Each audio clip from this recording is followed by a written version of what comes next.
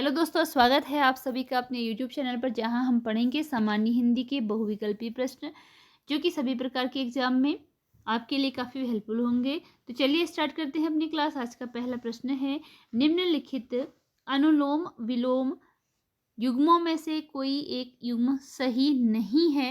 सही नहीं है तो कौन सा जो सही नहीं है वह बताना है। राइट आंसर है इसके लिए ऑप्शन सी, सुख और कष्ट। सुख का जो विलोम होता है वह कष्ट नहीं होता है, सुख का विलोम होता है दुख। अंतरंग का बहिरंग है, उचित का अनुचित है और दुसाधिक सुसाध्य का दुसाध्य। ये सभी सही हैं। ऑप्शन सी इसके लिए राइट आंसर है, जो कि आपका गलत है क्योंकि आपको गलत वाला इसमें बताना है। अगला प्रश्न है, सृष्टि का विलोम है। सृष्टि का विलोम क्या होता है?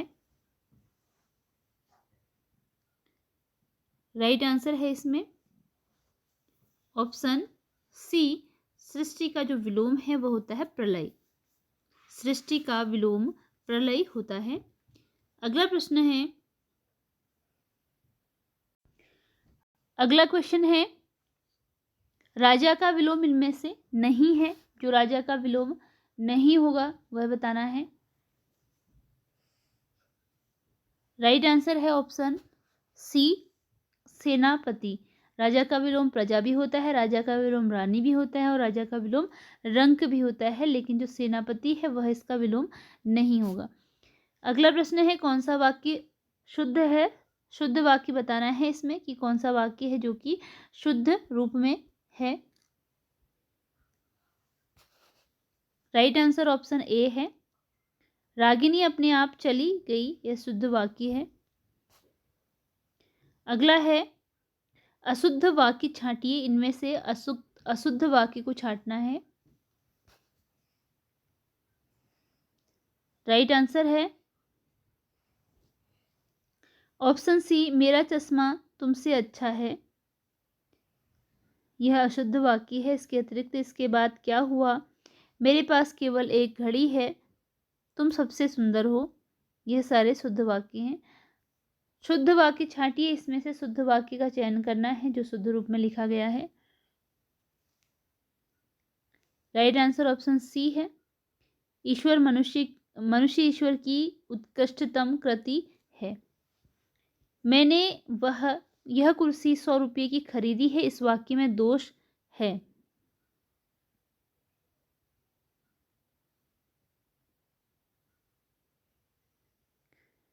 इसके लिए राइट आंसर है ऑप्शन सी, इसमें जो दोष है वह है परसर्ग का।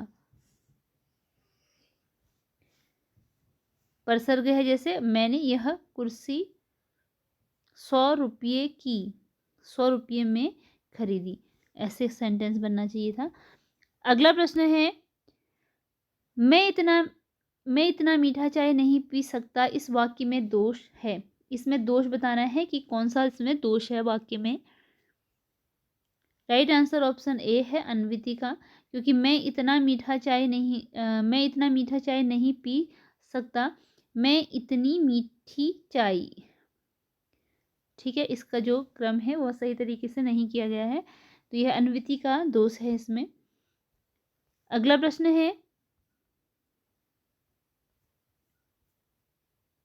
जिजीविषा का अर्थ क्या है? जिजीविषा का अर्थ क्या होता है? राइट आंसर ऑप्शन बी है, जीवित रहने की इच्छा। जिजीविषा का अर्थ है जीवित रहने की इच्छा। आभ्यंतर का सही अर्थ है ऑप्शन सी, इसके लिए राइट आंसर है, किसी वस्तु का भीतरी जो भाग है उसको कहते हैं आभ्यंतर। आभ्यंतर का अर्थ है किसी वस्तु का भीतरी भाग। व्यक्ति जिसे भूमि के आंतरिक तत्वों की जानकारी हो के लिए समुचित शब्द क्या होगा? जिस व्यक्ति को भूमि के आंतरिक तत्वों की जानकारी हो तो उसे क्या कहा जाता है? राइट आंसर है इसके लिए ऑप्शन डी, भूगर्भवेत्ता कहा जाता है, जिसे भूमि के आंतरिक तत्वों की जानकारी होती है। अगला प्रश्न है,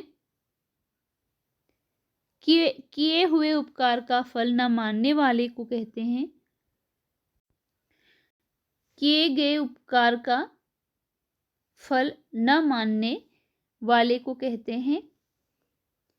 राइट आंसर है ऑप्शन बी, कृतघ्न कहते हैं, जो उपकार का फल नहीं मानता है और किए गए जो उपकार को मानता है उसे कृतज्ञ कहते हैं। तो नहीं मानने वाले को कहते हैं कृतघ्न। जिसकी पहले आशा नहीं की गई उसे कहते हैं। जिसकी पहले आशा नहीं की गई, इसके लिए राइट आंसर है ऑप्शन सी, अप्रत्याशित। जिसकी पहले आशा न की गई हो उसके लिए एक शब्द है अप्रत्याशित। रसोई शब्द का तत्सम है। रसोई शब्द का तत्सम क्या होगा? राइट आंसर ऑप्शन डी है रसवती। रसोई शब्द का जो तत्सम रूप है वह है रसवती।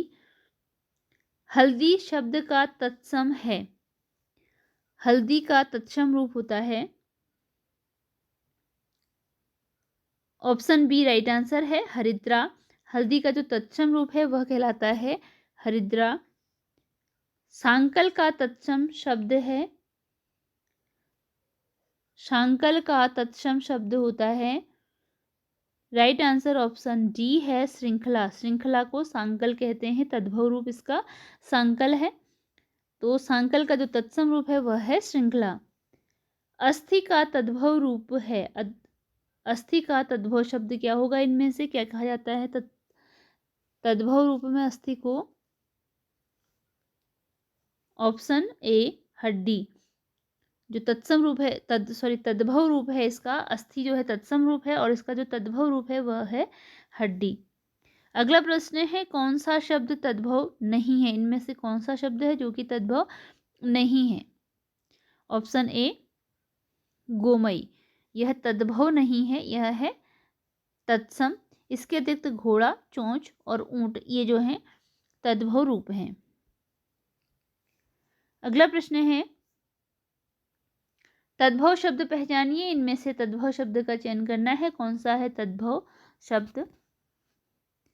राइट आंसर है ऑप्शन डी, तीखा। यह जो है तद्भव शब्द है। हरिद्रा, गोमल और परियक ये तत्सम रूप हैं।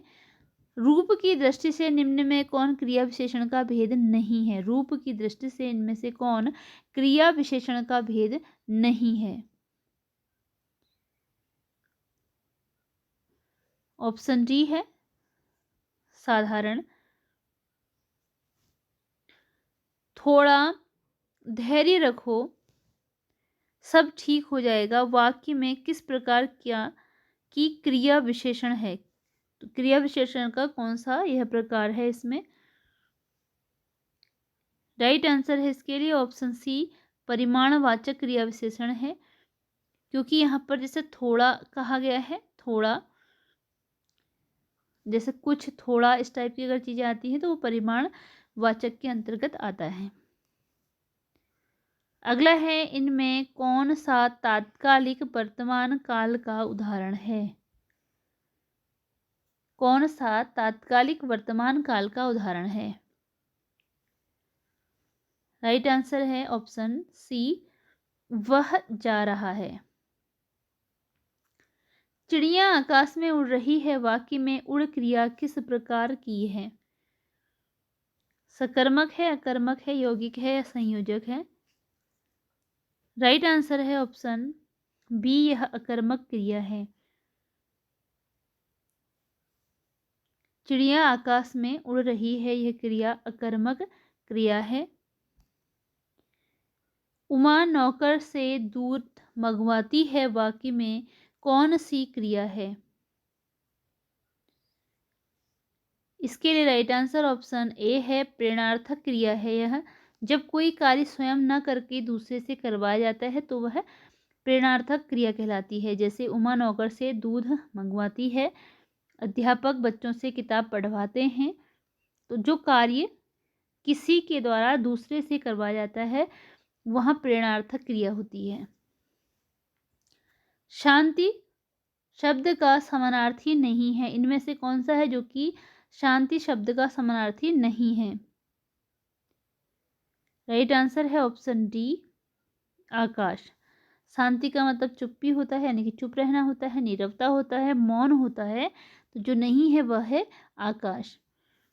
तो इसी के साथ आज की यह वीडियो यहीं पर एंड होती है। मिलते हैं अगली वीडियो में कुछ नए प्रश्नों के साथ। चैनल पर नए हों और क्वेश्चन अगर यूजफुल लगे हों तो चैनल को सब्सक्राइब जरूर कीजिएगा, क्योंकि डेली इस चैनल पर आपको नई वीडियोज़ मिलती हैं। धन्यवाद।